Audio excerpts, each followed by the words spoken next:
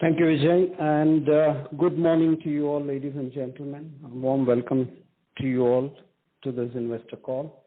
I hope your families and dear ones are safe. I would like to now take you briefly through the presentation, which I'm sure all of you are able to see. I am on slide number 2, which talks about today's agenda. I would give you a little bit of highlights on the key elements on this quarter's performance. I would also touch upon a little information on the economy and the market. And moving on, I would also give you the performance for the third quarter and the 9-month ending of Schaeffler India for this year. I move to slide number 3, which is talking about the key highlights. I am happy to say that the market bounced back in a much better manner than we had anticipated, and the demand across many sectors began to pick up. That's one of the biggest highlights we see coming out of the third quarter. Also, the measures that we undertook to manage our overhead costs and the discipline we brought in has helped us to post a pretty reasonable and a good EBIT margin of 12.6% in the third quarter of 2020. And this happens to be almost 51.7% higher and better than the first quarter 2020, which was the pre-lockdown period. And the net margins, profit margins stood at 10.1%. Moving on, we also registered a strong free cash flow, and owing to this, liquidity position in the company too increased phenomenally when compared to a dismal second quarter that we went through on the back of the impact of the lockdown and stop of business activities for almost 60 days. Also, we were able to be very agile and respond to our customers. And during this period, we also took the initiative to launch another brand of Schaeffler in the automotive aftermarket. And the brand is called True Power. I will cover that in my later slide. And the first product that we have launched under this brand is lubricants. And you will hear and see some more down the line. While the market has started to recover and show recovery in many of the sectors, we continue to manage the COVID-19 lockdown and the crisis post-lockdown. We still having challenges in some of the plants where we have to continue to follow the strict safety protocols, and at the same time ensure that we meet all our customer requirements. And this is a very interesting challenge. The Q3 was one of the quarters which really tested us for it. I now move to the next slide, which is slide number 5. And as you can see, the economy, which had contracted by the index of industrial production, if you see IIP, had contracted almost 57% by April with the lockdown. And the production output of almost 8 core sectors had shrunk down to 37%. And it was the sharpest decline of the PMI as well, going down to almost 27% between April and May. But with the steps that the government has been consistently taking to alleviate the situation, as well as we see demands coming in from many sectors. Even on the rural sector, you will find the demand trying to improve with some of the initiatives that the government is trying to push through. Also, the initiatives that the government has launched, like the Atmanirbhar Bharat, has also seen some stimulating effects in the recovery situation in the market. And I'm sure many of us in the market, we are able to feel this stimulus. RBI on its side as well continues to make sure that they play their role in the revival of the economic growth. Inflation still is a bit of a concern, but I'm sure over the years as the sectors begin to recover on the demand front, inflation also would become manageable. So some of the sectors which I will talk about in my subsequent slide, I move to the next slide, and here you'll see the sectors in the industrial space which have started to recover, and cement and steel for that matter, they have started to show recovery. And as you can see, we have seen, although cement was a little slow, but by September they have also started to recover. And look at steel and you will find the trend is on the up. Right from May, the demand has started to pick up, so which is very strong, which is very good to see, although they are not at the level of last year's performance, but surely the trend is in the right direction. Mining is one sector where we have seen good improvement, and as you can see, they are at last year's level of coal production. Energy is a clear indicator that the auto sector too has started to recover, and here you see that the energy production in the country has also consistently from May started to move up. So overall, there are mixed numbers which you see of various sectors at various speeds of recovery from the industrial space. Now, if I were to just share with you on the next slide, I am on slide number 7, which is talking about the auto sector. And what you see is the 2- and 3-wheeler sector. The graph clearly showing an upward trend once the lockdown was taken away.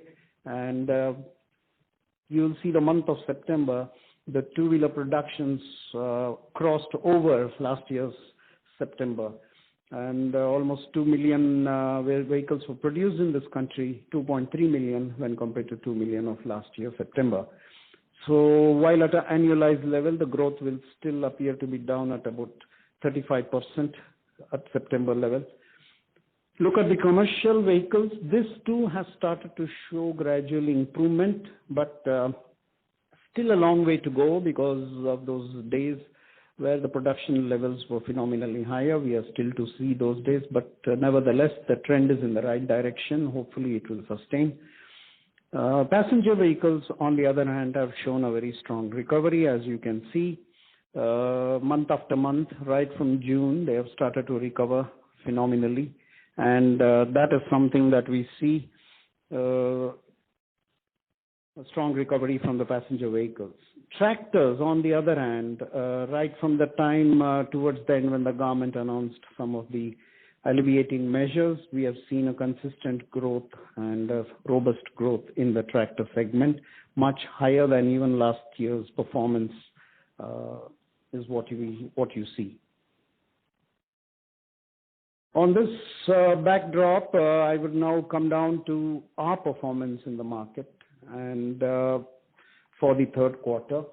And what you see here is the third quarter results, quarter by quarter split.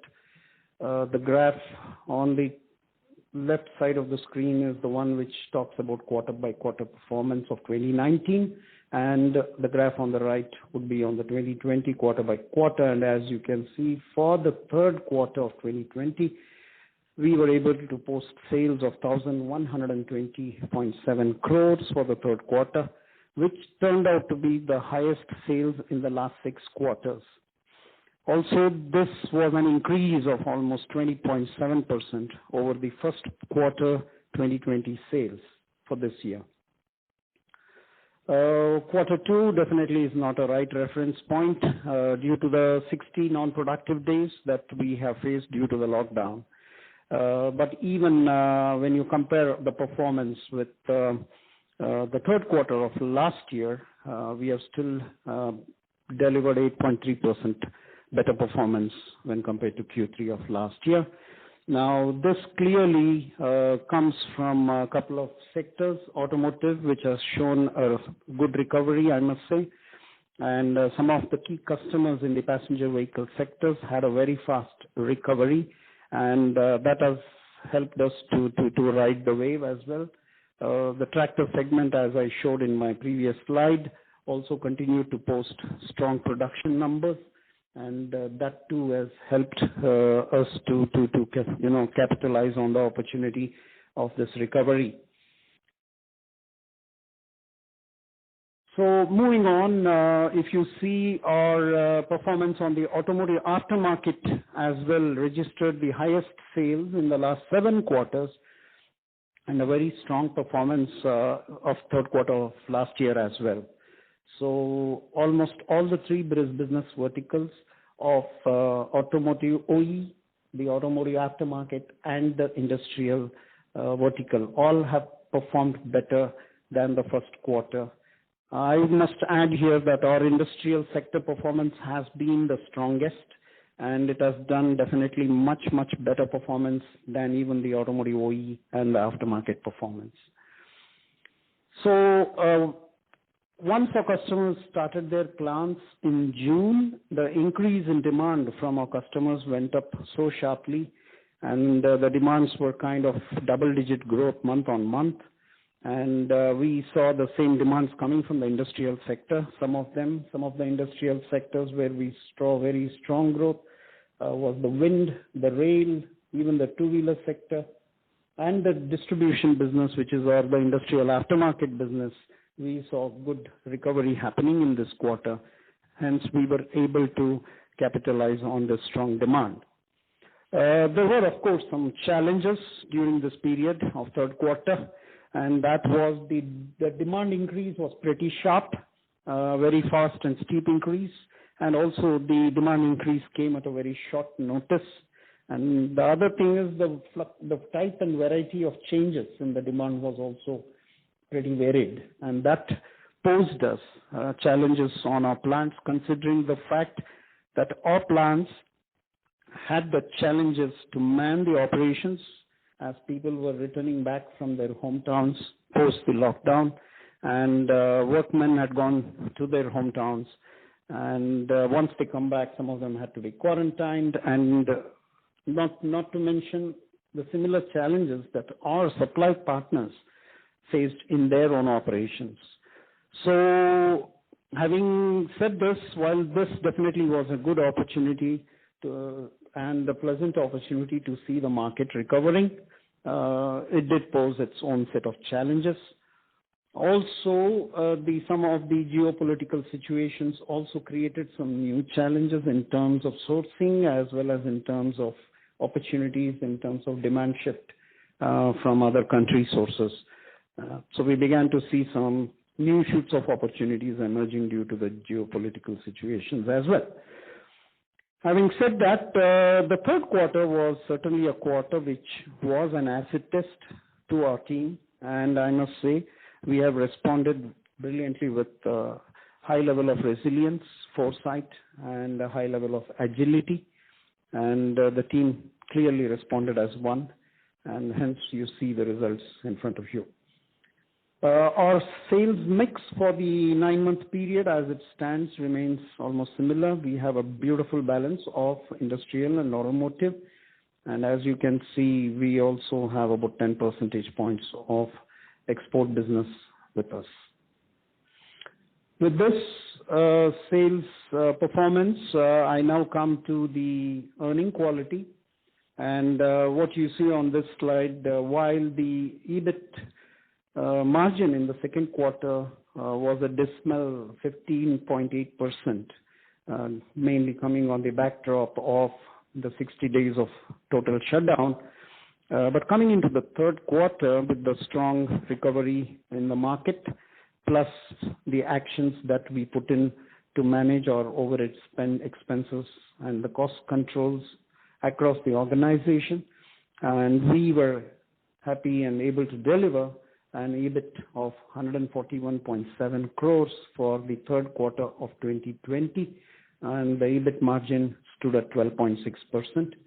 This happens to be a 51.7% higher EBIT margin than the first quarter of 2020, and also happens to be a much stronger EBIT margin than the Q3 of last year. With this, the year-to-date 9-month period EBIT margin stands at 6.7%. Of course, this is way below last year's margins, which we delivered at 11.2, coming on the backdrop of the challenging performance in the second quarter of this year.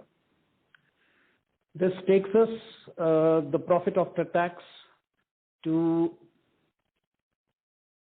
884.6 crores, and as you can see, the profit after tax stands at it is at 113.5 crores, and the profit after tax percentage is at 10.1% for the quarter, and that happens to be a 44.8% better than the first quarter of 2020.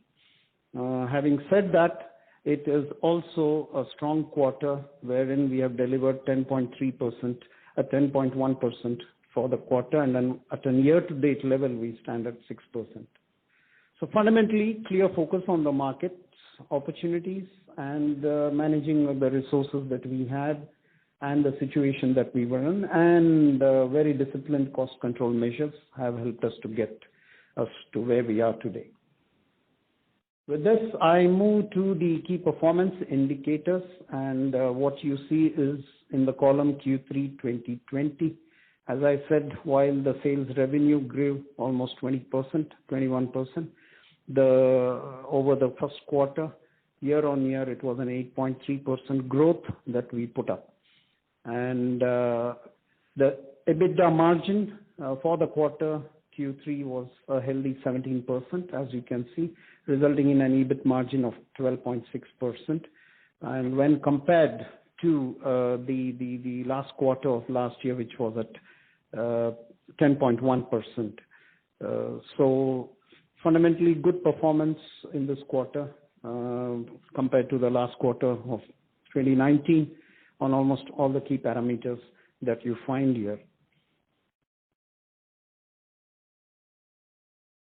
With this, I will now take you to the launch which we did in the month of September of a new brand called True Power.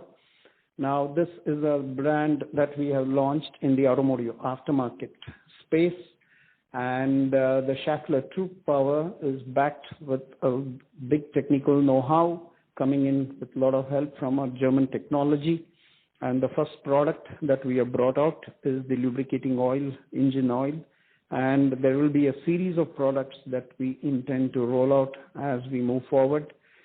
I must say with pride that within 1 month of its launch, we have seen a tremendous response in the marketplace, and we have taken care that we have launched this in 30 locations, and the next target is to scale this up to 70 locations across the country.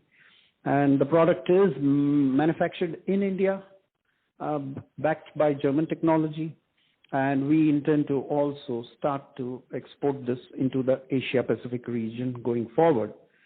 And going forward, we will surely make announcement on the range of products that will come out under the True Power brand.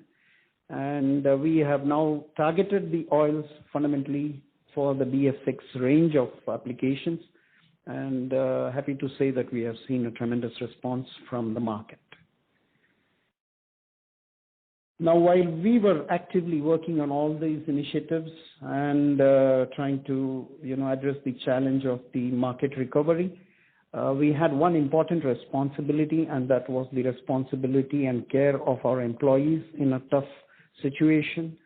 Post the lockdown removal, when people started getting back to work and offices, we had to make sure that safety and care was the primary priority here. And we took in a lot of measures to ensure that, we also play a key role in managing the pandemic at our workplaces. So as the days began to progress, we began to learn a lot of things from our customers as well as other business partners in the neighborhood. We began to have exchange of notes on what they were doing differently. So we had a lot of learning, cross-learning, which we began to implement as well. And some of the glimpses is what we are showing here. We complied with the law stipulations stating what percentage of staff can come to the offices. We also maintain strict social distancing norms, apart from using strictly the personal protective equipments that the employees have been given. We also got into a mode of preventive measures rather than reactive measures by introducing partitions and wherever required, as you can see, transparent partitions provided, so that minimizing every chance of people, coming close to communicate with each other. Apart from the fact that we also started to take care by providing nutritional supplements, we went into modern technological use to assess people's health status as they come into the plants every day. We also had rigorous contact tracing systems in place so that we are able to, in case there are any confirmed active cases of COVID, we were able to trace back as to using this cluster management system that we had put in place. In addition to that, we ensured that we invested in additional infrastructure facilities to make sure that there was ease of day operations at the plant sites and in the offices. And this is something that will continue as we are yet to see the complete recovery from the COVID pandemic, and we will continue to accord the highest safety to our employees at our place of work. With this, I come to the end of my presentations. I open the presentations for any questions. Thank you very much. We will now begin the question and answer session. Anyone who wishes to ask a question may press star and 1 on the touchtone telephone. If you wish to remove yourself from the question queue, you may press star and 2. Participants are requested to use handsets while asking a question. Anyone who would like to ask a question, please press star and 1 at this time. Ladies and gentlemen, we will wait for a moment while the question queue assembles.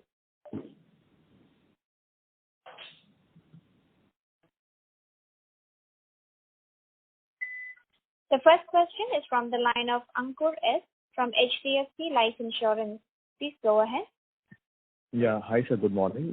Thanks for your time. Couple of questions. One, of this 1120 odd crores of sales that we did in Q3, if you could break this out into auto, industrial, and exports, so the numbers for this quarter.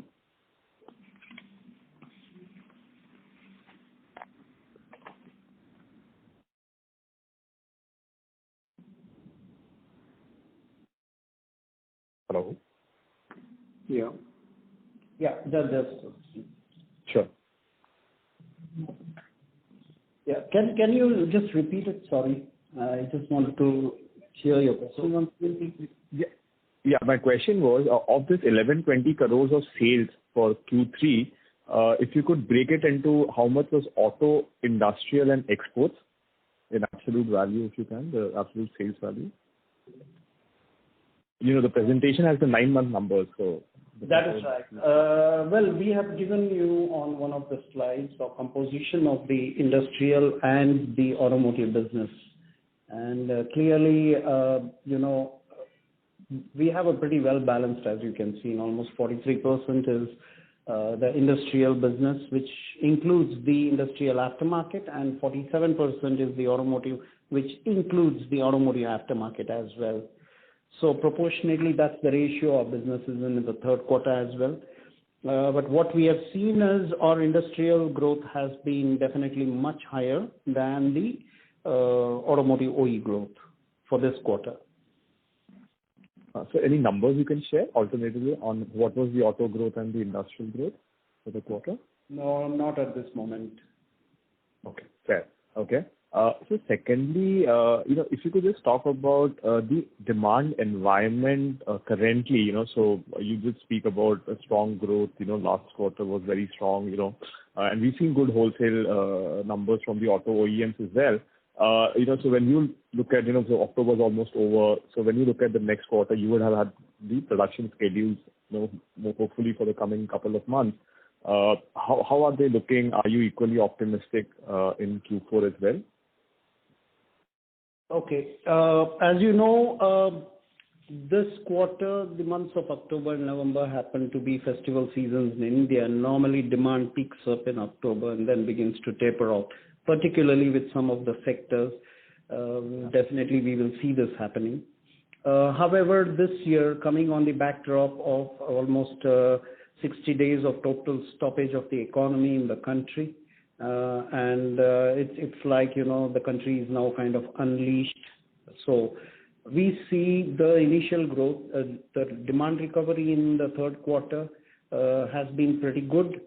And some of the sector indicators that we see also will continue to show stronger demand in the coming months as well, in spite of the fact that these are November and December are slightly slower months, but we expect sectors like the tractor industry still continue to see stronger demand coming in. Now, coming to the other sectors like passenger vehicles, we will have to only wait and watch how the market will do. As I said, we would like to approach the market with very cautious optimism. Fair. Okay.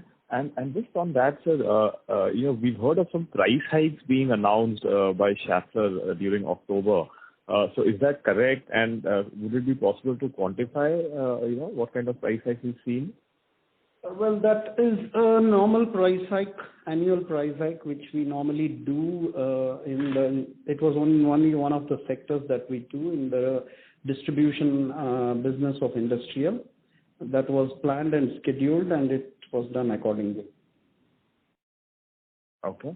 So secondly, on the export side, I remember last quarter you'd spoken about some opportunities from Southeast Asia. Even in your opening comments, you did mention that there are some new opportunities opening up. So if you could just talk about, so exports are at that 9-10% number. How do you see that growing? Any new developments which you can talk about on the export side, please? Yeah. While export is, as I showed in my slide, it's 10% of our total sales turnover. And yes, we are looking at Asia as a market to grow. We have started to look at a lot of opportunities. I must also share with you the market sentiment currently there coming out of the COVID situation. As you can see, India has gone through its first wave of, peak. Now, will there be many more waves in India? We don't know, but we have definitely seen similar waves repeating in some of the Southeast Asian and Asia Pacific countries. Now, with that, the market sentiments and currently in the Asia Pacific market outside of India has been a little weak. While yes, the opportunities still exist, the market has to pick up there. We are definitely watching, and we will be building on this growth story of our export business. If you were to see the export performance in the Q3, our performance when compared to last year Q3, was not so good either. We had a weak demand situation, both from Asia as well as from the Western Europe region. As you know, Europe was going through the tough situation during the COVID crisis. So with that, definitely as the markets start to recover and we are getting up for the export business to grow. Yeah. And just a last question on the aftermarket. If you could talk about each of the auto and the industrial aftermarket, the kind of growth you've seen and in Q3 and how is that sustaining as well in the current quarter? Yeah, that's all from my side. Thanks. Okay. If I compare our Q3 performance over the Q1 2020 performance, all the business verticals have delivered a double-digit growth. which is pretty strong, I must say. So all the business verticals of automotive OE, the automotive aftermarket, the industrial OE, and the industrial aftermarket have delivered a double-digit growth. Sure. Okay. Got it. Thanks. Thank you.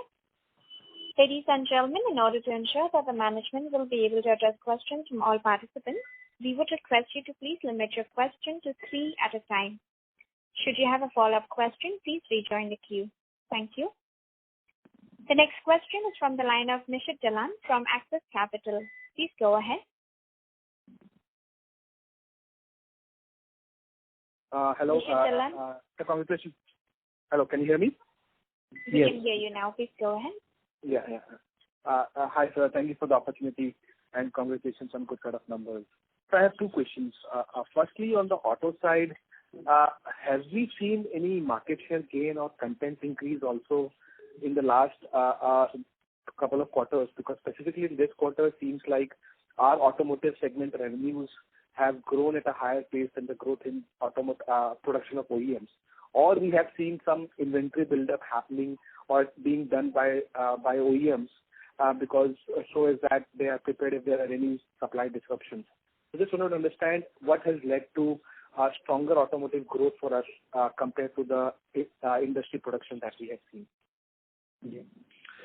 Thank you, Mr. Jalan, for this question. And as I had shared in my earlier calls as well, that we have been focusing and working to develop and bring new products for the BS6 applications in the automotive space, which we have been able to increase those offerings during this quarter.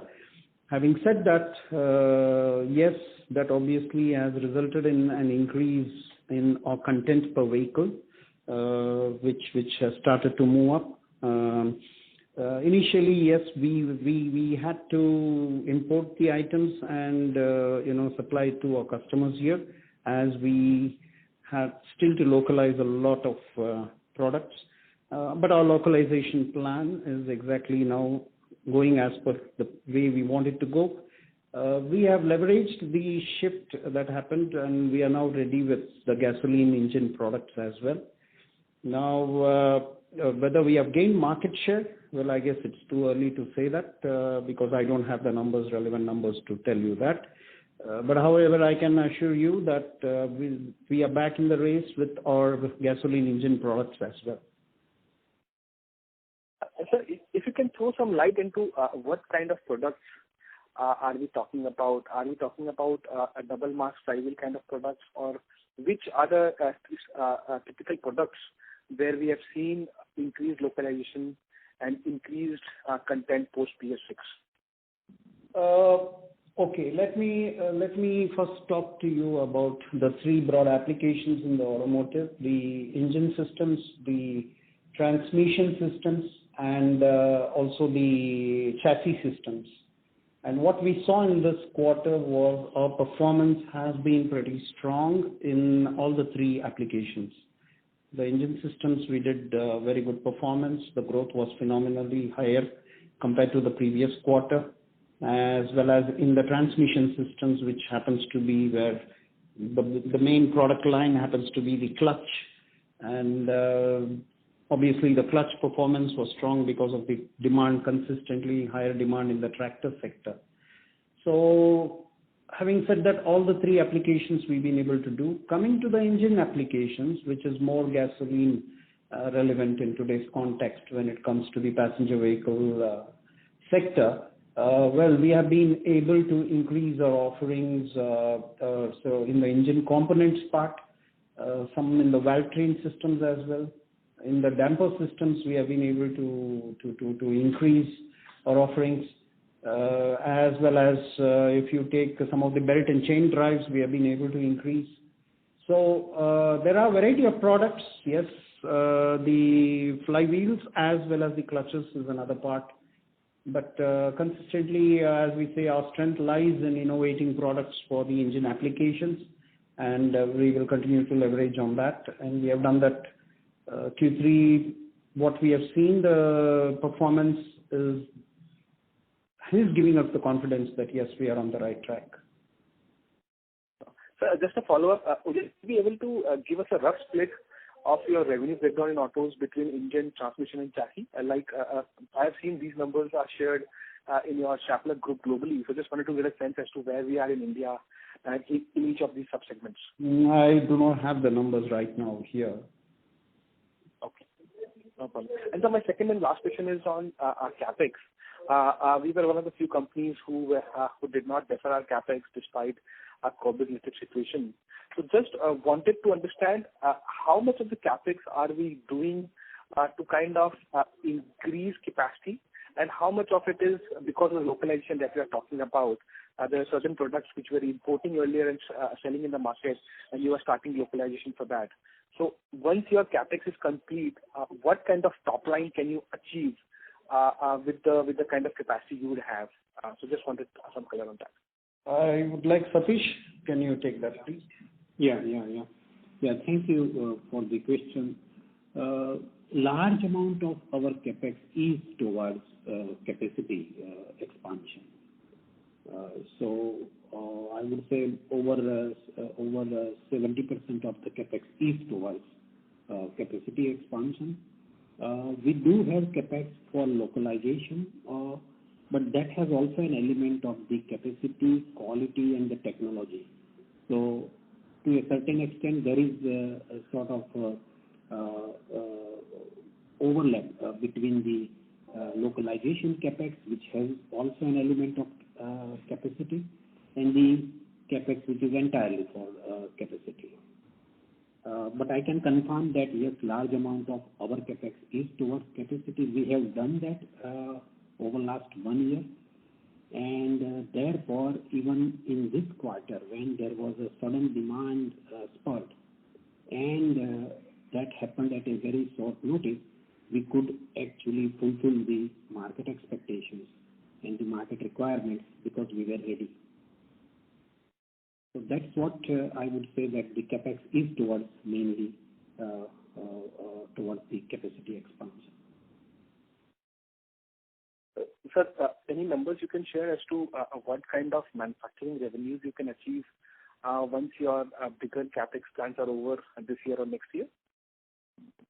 See, we have also mentioned, I think, a couple of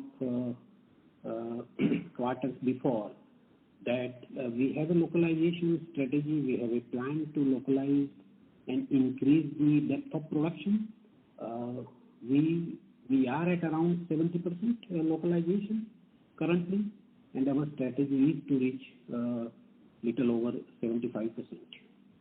So in next 3 to 4 years, yes, from the level we are, which is 70%, we would move to close to 75%.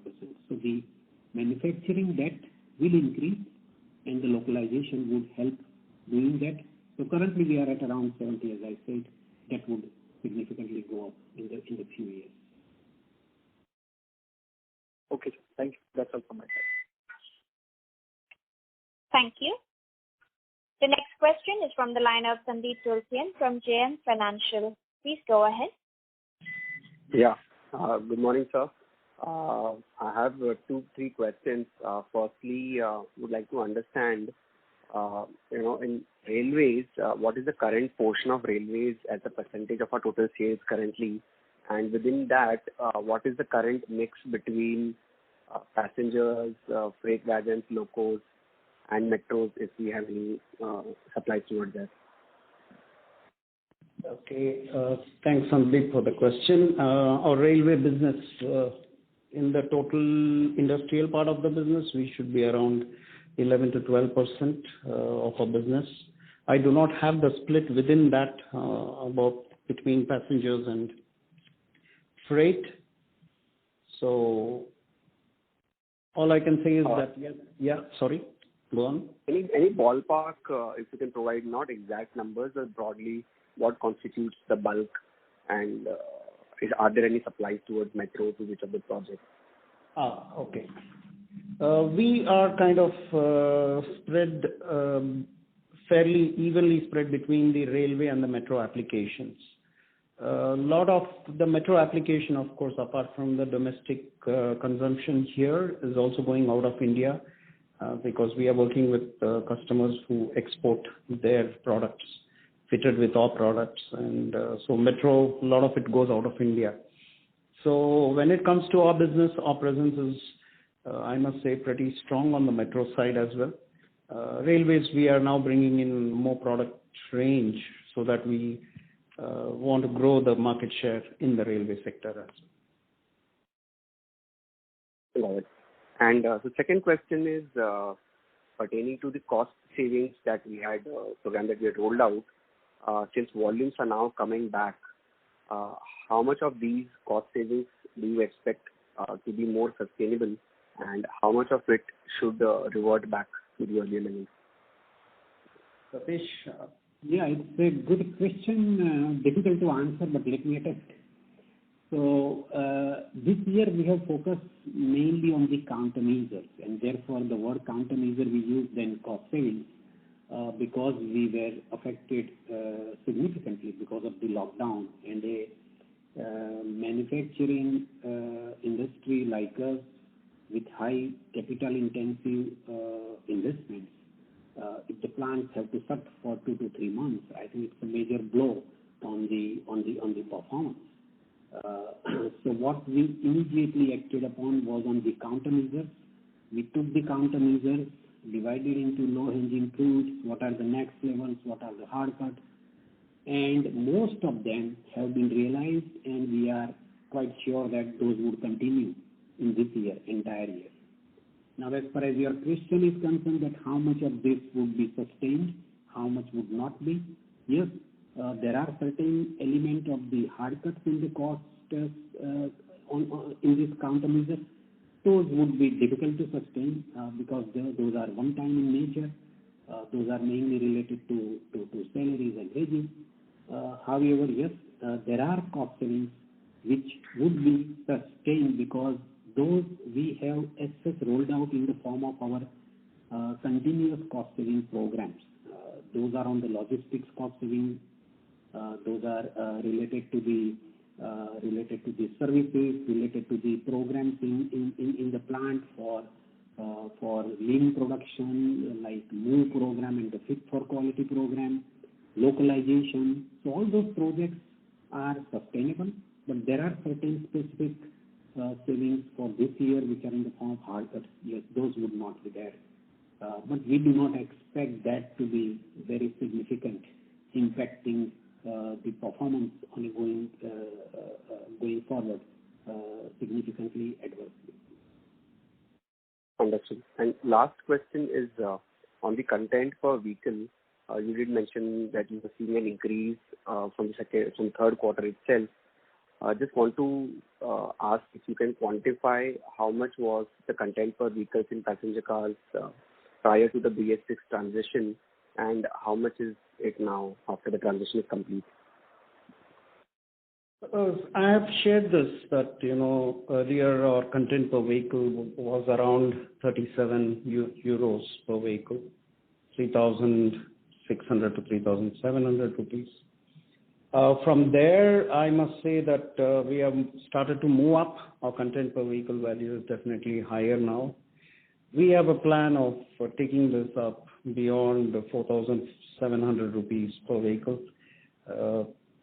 So we are well on it, on the path where we are clearly, our actions have started to show the results. So there's a very clear plan made how we are going to increase the content per vehicle. We have to stay on this course. Of course, that would get addressed by way of even localization as well. Ultimately, because that's one of the biggest drivers as well for us. We have to make the product in India to remain competitive.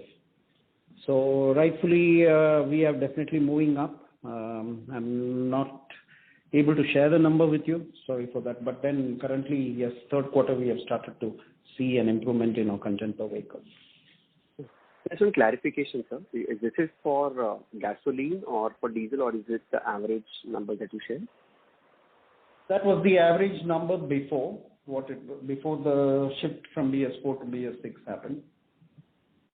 Okay. Thank you. Thank you. The next question is from the line of Dipesh Agarwal from UTI Asset Management. Please go ahead.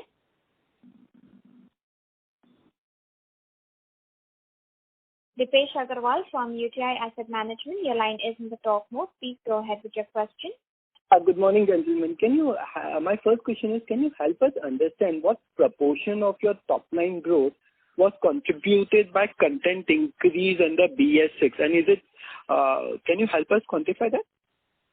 I don't have the data ready. As I said, we are still, collating the information as such to know the content per vehicle, and so to relate that with the top line increase, I do not have the answer to that right now. Okay. And so, secondly, how confident are you of maintaining the 3Q's margin, given that some of the costs which we would have covered under the COVID would be coming back in the forthcoming quarters? Yeah, my colleague Satish just a few minutes back answered. Satish, why don't you? Yeah. Thank you. If I understand your question correctly, that how much of this would still be sustained in quarter 4 and how much of the COVID cost will come back? Right. My understanding correct, right? So yes, in Q2 particularly, not so much in Q3, but in Q2 we had incurred certain COVID costs, and those are the costs of ramp up, the cost for logistics and warehousing, because the entire transportation network was affected, and the costs on the health and safety.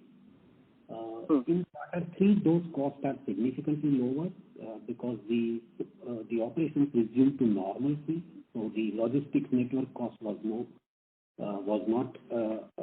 there in quarter 3, which was significantly there in quarter 2. And similarly, the other cost also was not there. The only cost that we had to continue was on the safety and health. That would probably also continue in quarter 4 because the situation is not very, very normal.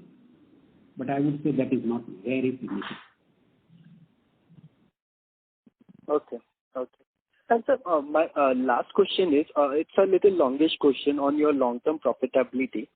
If I compute your gross margin on manufactured goods using your annual report disclosures, it seems that over last, say, 7-8 years, your gross margin on manufactured goods has been in the range of, say, 43 to 48 kind of a percentage.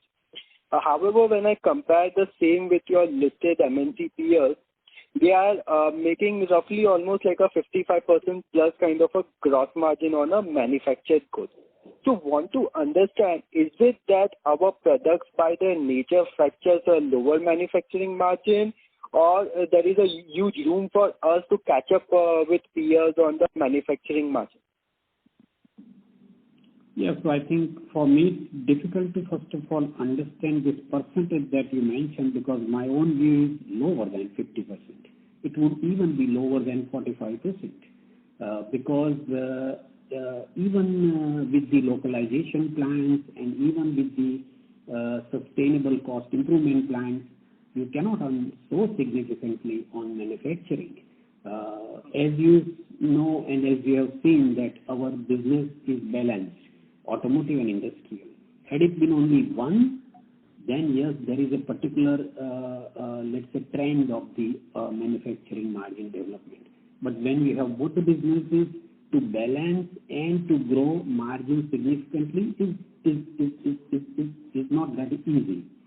But at the same time, I would say that for me also it's difficult to believe that others can earn so significantly over 50% margin on manufacturing. Maybe when you look at the analysis and annual report, I think one caution is that what you do not see for the trading business is beyond material cost. But the trading business requires significant logistics cost, the inventory, warehousing, the service cost, quality cost. So these costs are not clearly visible in annual report. So making a calculation and then transferring entire margin to manufacturing would not give a I would say, or would give a misleading picture. So that's the caution. Okay. So, thank you. Thank you. The next question is from the line of Parthiv Shah from Tracom Stock Brokers. Please go ahead. Thank you, sir, for taking my question, and thank you for your presentation. So my question is regarding your launch of the lubricant range, True Power. If I may understand the rationale, because it's already a very crowded space where there are huge market leaders having very strong distributor and dealership network. So how do we intend to penetrate in this crowded market? And what do you see this business contributing to in terms of longer shareholder wealth creation? Okay. As I said in my presentation, the automotive aftermarket is one of the sectors that we have increased our focus. And one step in that direction is to launch the True Power brand of Schaeffler. And the launch of the lubricant oil is the first step in that direction. Our plan strategically is to bring in more products, not necessarily lubricants, but it can go beyond lubricants as well, going forward. And you will see and hear more of it as we bring these products into the marketplace. Coming to lubricants, why, to your question on why, what's the relevance? I would say a bearing is a product that obviously has to work with a good lubrication system, and a good lubricant is at the heart of a bearing performance as well. So having said that, we believe that in India, the market is waking up to changing expectations in terms of reliability of the product one buys, as well as performance of the product. So having said that, our customers' expectations, when they go up, it makes sense that we also start to extend the value chain. Thereby, they get the confidence, not just from the product we were selling. Now, there are products which actually ensure that the product we were selling performs better. They are more reliable as well. This builds the confidence with the customer about the brand. So that's where we stepped in to see that, yes, there is an opportunity here to add value to the market, and in the process, make some gain as well. So how big will this business grow into? We do not have the plans right now, but we have started to work on it. And as I said, we have just launched this in the month of September, but we have seen a tremendous response within the 1 month, strong order books coming our way. And as I said, we also have a gamut of products that will be launched under the True Power brand. If you may throw some light in terms of just a few examples as to what sort of other complementary products in the aftermarket space do you intend? What is your pipeline sort of looking like? Well, obviously, it being an automotive aftermarket space,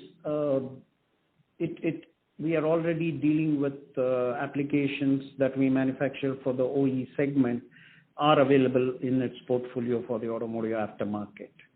So lubricant is an additional product that we bring, which enables our products to perform better. And going forward, you will certainly see that we will get into non-lubricant space as well. And we would look at different models of doing the business as well. Different channels of distributions would emerge as well. So right now, I will not in a position to share with you specific products that we would bring into the market. But as I said, you will hear and see them soon. Yeah, so despite the fact that it's still a very, very small market, but there's a lot of interesting talk about electric vehicles. So if you could throw some light as to whether your parent or even the Indian arm, what sort of pipeline you're looking for in the electric vehicle segment? And in India, whatever electric vehicles are being sold, have we contributed anything in terms of the components over there? Okay. Let me answer that in two parts. The first part is Schaeffler ready for the electric vehicle technology that is emerging in India? My answer is yes, we do have it. Our parent company has strong credentials in the EV market, having worked with some of the marquee brands in Europe and consistently making strategic acquisitions along the way to stay competitive, both from a technology and the business economics point of view. So strategic acquisitions are being made. They have been done in the last 5 years in the area of EV technology. So it is not just in the drive mechanism, it is also in the transmission mechanism, and now acquisitions are being made in the electronics and the control system mechanism. So it is the entire value chain that we have looked at to make those strategic acquisitions. So having said that, so the inherent required knowledge capital is already there with us. So it's a question of adapting that knowledge capital, what we have in our parent company, and bring it to India to see how can we customize these to Indian needs is all that we have to do. Coming to the Indian market, which is the second part of my answer to your question, you will see that some of the technologies that are being rolled out predominantly is coming out of the two-wheeler market space. They were the first adapters of this technology. And when you look at the technology that is there, they're pretty, even I would say, rudimentary, so to say. So, and again, if you see the ownership cost of the vehicles today has been so prohibitively high, hence you do not see an explosive growth in the two-wheeler market space of electric vehicle as it happened in some other parts of the world. So having said that, the government policies and the affordability become some determining factors here as well. All I can say is that when the market begins to grow, certainly we are in a position to also invest and bring those technologies in India. Now, does not mean that we are sitting idle. We are now working with two of our customers here to bring our solutions to their transmission systems for the electric vehicles. And I must say these are projects that are being run with our customers today, and they are at various stages of development and validation. And